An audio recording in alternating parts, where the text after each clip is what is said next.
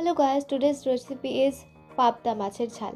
So তোমরা যেরকম জানো যে আমরা পাবদা মাছে সর্ষে যা যা যাবতীয় জিনিসপত্র দিয়ে থাকি, বাট এখানে একটা এক্সট্রা ইনগ্রিডিয়েন্টস আমি অ্যাড করেছি, সেটা হচ্ছে গিয়ে দই।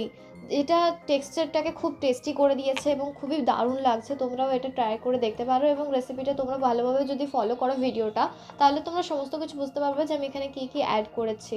অ্যান্ড এসব তো হতেই থাকবে। তাছাড়া আমি তোমাদের সঙ্গে একটা জিনিস শেয়ার করতে চাই যে এখন আমরা প্রায় দিনই বাইরের খাবার খেয়ে অসুস্থ হয়ে পড়ছি। সে কারণে তোমরা প্লিজ ট্রাই করো নিজেদের ঘরে, তাহলে সেটা মুড়ি খাওয়ার হোক না কেন, মুড়ি দিয়েই তোমরা সকালের খাবারটা সারার চেষ্টা করো। বাইরের খাবারের উপর নির্ভর করলে, কেননা এখন ভাজা পোড়া যে তেলগুলো আছে সেগুলো আমাদের কিডনি, হার্ট এসবের জন্য ভীষণ ক্ষতিকারক। আশা করছি তোমরা আমার কথাটা বুঝতে পারছো।